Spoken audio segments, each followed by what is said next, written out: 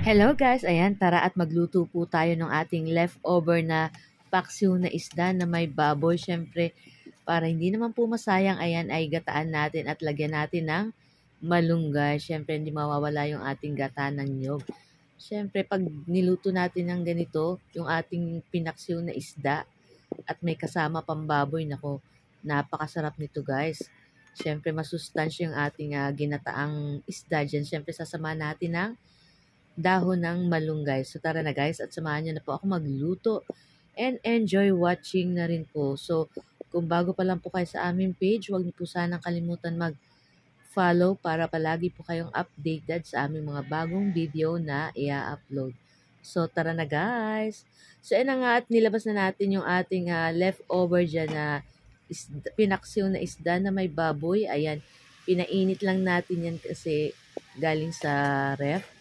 So, after nyan guys, ay maglalagay tayo dyan guys ng ating gata ng niyog. Yung gamit natin is yung nasa sachet na guys. So, pwede po kayong gumamit itong bagong piga para mas fresh yung ating gata. So, na nga at papakuluan lang natin yan ng konti at pagkatapos ay ilalagay na rin natin dyan yung ating dahon ng malunggay. So, guys, kayo po ba ano po ang lunch nyo today? And happy Sunday everyone! So, ayan yung mga aalis po at mamamasyal at syempre, weekend, ayan. Ingat po kayo at yung mga pupunta pa ng trabaho, ayan. Ingat po. Ayan, sa ating mga bagong followers, ayan, shout out po sa inyo.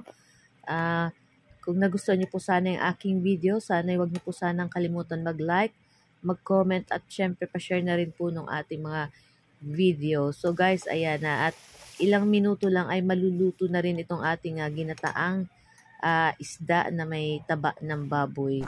So, ayan na nga at pwede na natin to guys. Patayin yung apoy at luto na rin yung ating gata dyan ng niyog. So, tara na guys at samahan nyo na rin po kaming mag-lunch at kumuha na rin po kayo ng inyong plato para sabay-sabay na tayong kumain. Ayan na nga guys. So, patayin na natin yung apoy nito guys at i-transfer na natin sa ating mangkok or yung sa ating plato. Nako, ang bango-bango nito guys, talagang amoy pa lang is nakakagutom na parang talagang magkikrave ka na sa kanin at itong ating ganitong ulam na napakasarap at the same time talagang 3-in-1 siya, may isda, may pork at mayroon pang kasamang malunggay, dahon ng malunggay. So ano pang hinihintay nyo guys?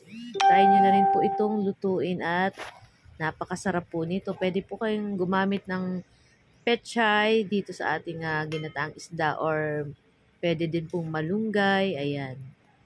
Or pwede din pong talong. So, nasa sa inyo po kung ano po yung gusto nyong ilagay sa ating mga ganitong ginataang isda, ayan. Pwede din pong kangkong, ayan. So, yung atin is malunggay, guys. So, meron kaming malunggay sa likod ng bahay. Namitas lang tayo ng konti. So, ayan na nga at ready na po kami sa aming lunch. So, guys, ito lang po ang aming video today. Ayan.